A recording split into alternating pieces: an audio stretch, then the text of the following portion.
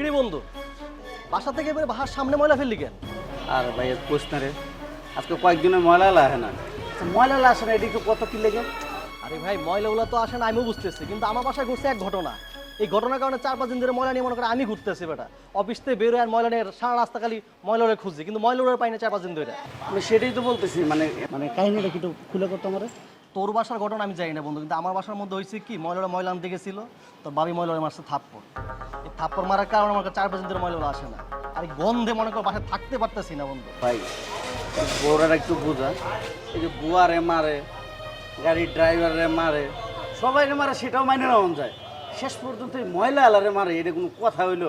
তুই দেখ, এই ময়লা আলারে মারছে গরিব মানুষ, আজকে কয়েকটা দিন ময়লার লিগে আয় না, পুরো মহল্লার মধ্যে একটা ময়লা লিয়ে একটা ঝামেলার মধ্যে পড়ছি। সকালবেলা বাইরে অফিসে যাবো, এখন তোর বাবি এলো ময়লার ব্যাগ করাই দিছে। এখন আমি কি ময়লা লিয়ে ডাস্টবিনে যাওয়া সম্ভব? অনেক কি করবো, ওই যে পাড়ার মধ্যে ফালাইছি, মহল্লার সপ্তাহ দেখলে তো মনে করে গালাগালি করবো। তো এগুলো তো ভালো মানুষের কাজ হলো না। আমি যে অপরাধটা করলাম, কিন্তু এই অপরাধটা কার লেগে করলাম? মনে কর তোর বললে এখন করণ লাগলো আমার। তো বিষয়টা তোর বউ যদি এই ময়লা আলারে না মারতো, আর ময়লা আলায় যদি মানে এই যে নাগাটা দিছে, নাগাটা না দিত, তাহলে কিন্তু আমার এটা ফালাই চলতো না। তো এখন ঘটনা হচ্ছে বন্ধু, তুই তোর বউডারে বুঝা, যাতে এই গরিব মানুষরা যাতে না মারে। গরিব টরিব মেরে লাভ নেই, মারলে বড় লোকের বাড়িতে কো ভাই। বন্ধুরে, আসলে দুঃখের কথা কি বলবো, ঘরের সমস্যা ঘরে ছিল, এখন বাইরে পর্যন্ত চলে আসছে। আচ্ছা তুই যখন বলছস, আমি দেখি তোর ভাবি একটু বুঝাই দেখুন, ঠিক আছে? আচ্ছা যা বন্ধু, তুই বুঝাইস ভাই। আচ্ছা বন্ধু তুই যদি বলছস। হ্যাঁ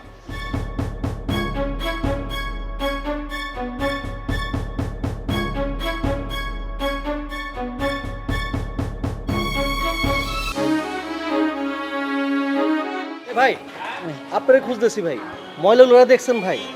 ভাই ময়লাওয়ালারে ফাইবেন কেমনে? আরে ভাই বললেন না ভাই, বাসার মধ্যে ময়লা জমতে জমতে গন্ধ হয়ে গেছে ভাই। ময়লা লোকের সমস্যা কি?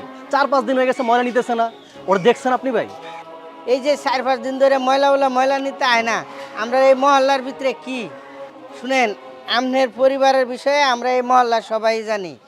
আমনের বাসায় 1 মাস ড্রাইভারি চাকরি করে ড্রাইভার চলে যায়, 1 মাস কাজের বুয়া কাজ করে বেতন না নিয়ে চলে যায়।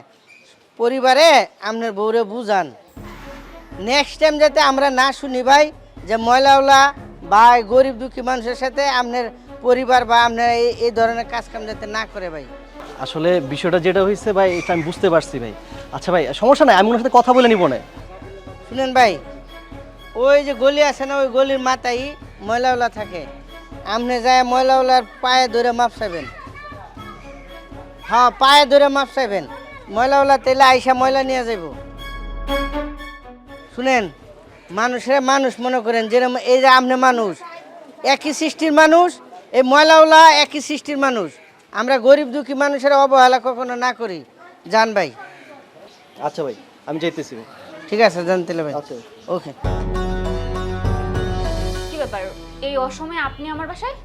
অসময় মানে আপনি কি আমারে আমার বাড়িতে থাকতে দিবেন? আপনার অত্যাচারে আমি আমার বাড়ি ছেড়ে চলে যাওয়ার মতো।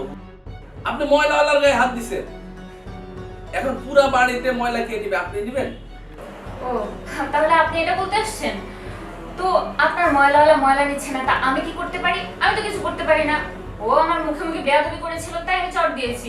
এখন সে ময়লা নেবে কি নেবে না সেটা তার ব্যাপার। আপনি দরকার পড়লে তার সাথে কথা বলুন, সেটা নিয়ে আমার সাথে তো কথা বলার কিছু নেই। তাই বলে ময়লাওয়ালার গায়ে হাত দিবেন? এই সমস্ত মানুষের গায়ে কেউ হাত দেয়? আপনার রুচিতে বাজে নাই? আপনি কেমন মানুষ? আরে থামুন তো, এখন কি আমার আপনার থেকে শিখতে হবে যে কোনটা উচিত কোনটা অনুচিত? আর আপনি কি বাড়ি বয়ে আমাকে কথা শোনাতে এসেছেন? আপনার কথা বলা শেষ, এবার আপনি আসতে পারেন। আমি আপনার সাথে কিছু বলতে আসিনি, আমি আসছি আপনার হাজবেন্ডের সাথে কথা বলতে। ওনাকে বলতে যে আগামী মাসের 1 তারিখে যেন আমার বাসা ছেড়ে দেয়। এরকম বাড়াটি আমার দরকার নাই। বাড়িওয়ালা বলে কি মাথা কিনে নিয়েছেন নাকি? জানা তাই বলছেন? আর 1 মাসের ভাড়াও তো আপনি আর পাওনা নাই আমাদের কাছে, সব টাকাই ক্লিয়ার করে দিয়েছি। আর এখন বলছেন বাসা ছেড়ে দেব? আপনি যা পারে তাই করেন, আমরা বাসা ছাড়ছি না। 1 মাস কি 6 মাসের মধ্যেও বাসাটা ছাড়ছি না। আগামী মাসের 1 তারিখে যাবেন, এটাই ফাইনাল। 1 তারিখে আমার এক কথা, আপনার হাজবেন্ড আসলে বলবেন বাড়িওয়ালার সাথে দেখা করতে। আপনার সাথে কথা বলার মতো রুচি আমার নাই, বুঝছেন? আমার স্বামী কি বলবে আমি যা বলার বলে দিয়েছি। আমরা 6 মাসের মধ্যেই বাসা ছাড়বো না। আমি দেখি আপনি কি করে বাসা ছাড়েন। আচ্ছা ঠিক আছে।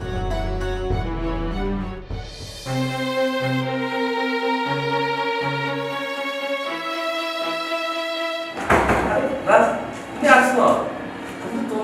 গেছিলাম তোমার খোঁজে। চাচা কি জন্য চাচা? বনি কিভাবে থাকো?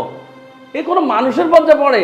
সে আমি একজন বাড়িওয়ালা জানার পরও সে আমার সাথে যে আচরণ করছে, তোমার দিকে চাই শুধু সহ্য করছে, নাহলে অন্য কেউ সহ্য করতো না, বুঝছো? চাচা আসলে কি বলবো, আসলে আমার ঘরের ঝামেলাটা আসলে ঘরে এখন আর নাই। আমি কি বলবো, এখন সবাই জিনিসগুলো জেনে যাচ্ছে। চাচা আসলে আপনি তো বুঝতে পারছেন আমার সিচুয়েশনটা কীরকম এখন। আমি মেন্টালি অনেক উইক হয়ে গেছি চাচা। আসলে চাচা আমি কি বলবো, ওর জন্য আমার কাছে ক্ষমা চাচ্ছি চাচা, কারণ ও তো আপনার মেয়ের মতো। আর আমি জানি আপনি আমার বাবার মতো আমাকে স্নেহ করেন এবং আপনি আমাকে অনেক আদরও করেন। চাচা আমার দিকে তাকিয়ে না হয় ক্ষমা করে দিন চাচা। না না, ক্ষমা করা যায় না। আমার এখানে আরো অনেক ভাড়াটিয়া আছে, আমি বলে আসছি তোমরা 1 তারিখে চলে যাইতে, বুঝছো? চাচা আসলে আমি সবগুলো বিষয় বুঝতেছি। আসলে চাচা আমার এইদিকে বাচ্চাটা খুব অসুস্থ, মানে আমি বাচ্চা কিনে দৌড়ি করবো না ঘর সামলাবো, আমি কিছু বুঝে পাচ্ছি না। একটু চাচা দোয়া করবেন।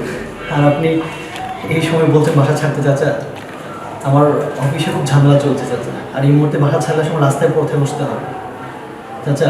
এই মুহূর্তে যদি বাসা ছাড়তে হয় আমার রাস্তায় বসতে হবে এই পরিবার নিয়ে।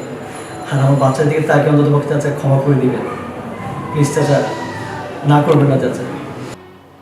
তোমার এমন ইমোশনে আমি সবসময় আর কিছু বলতে পারি না। তোমারও তো আমি সবসময় ভালোই জানি, তোমার দিক চিন্তা করে দেখো, তারপরও জিনিসটা চিন্তা করো। পুরা বিল্ডিংয়ের সম্মান, আমার সম্মান, এগুলো মানি নেওয়া যায় না, বুঝছো? আচ্ছা চাচা, আচ্ছা, আসসালামু আলাইকুম। ওয়ালাইকুম আসসালাম।